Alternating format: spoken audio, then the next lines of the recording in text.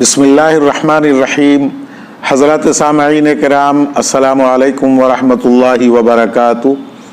हज़रात मोहतरम, आज मैं आपके सामने मुँह बोले भाई और मुँह बोली बहन के ताल्लुक़ से इस्लाम का क्या नज़रिया है बता देना चाहता हूँ। इस्लाम से पहले अरबों में ये रिवाज था कि अगर वो किसी को अपना बेटा या अपनी बेटी बना लेते थे तो फिर उनके साथ वो अपनी सगी औलाद की तरह ही बर्ताव करते थे और अपनी वरासत में भी उनको अपना हक देते थे।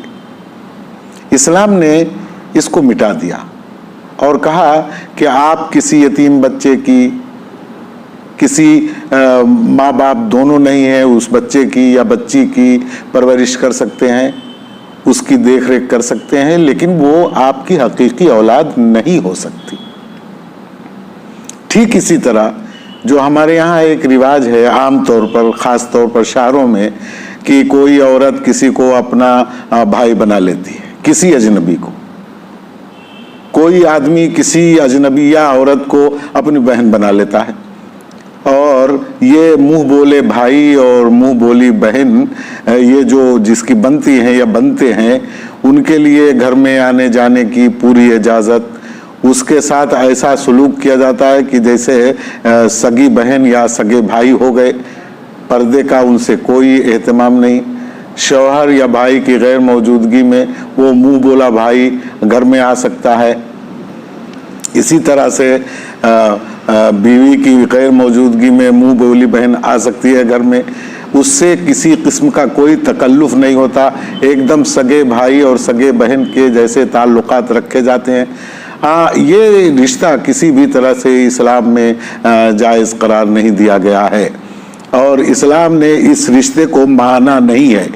किसी से ताल्लुक़ के बिना पर हमदर्दी कर लेना, किसी से ताल्लुक़ की वजह से मेहमान नवाजी कर लेना या उसने सलूक कर लेना, इससे इस्लाम ने नहीं रोका है।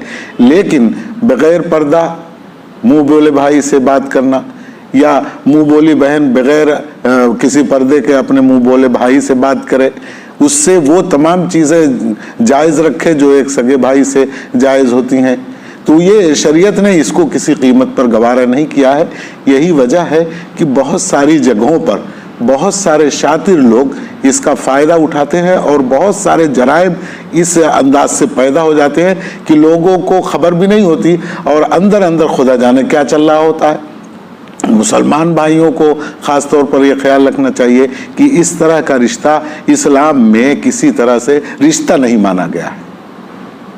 हुस्न सलूक से इनकार नहीं, लेकिन ये रिश्ता किसी तरह से रिश्ता नहीं माना गया कि इसलिए कि इस रिश्ते में सिर्फ़ और सिर्फ फ़रेब, जालसाजी, धोखा ही हो सकता है, दूसरा कुछ नहीं। अल्लाह तबारक व तआला हमको सही समझ अता फरमाए। अस्सलामु अलैकुम व रहमतुल्लाहि व बरकातुहू।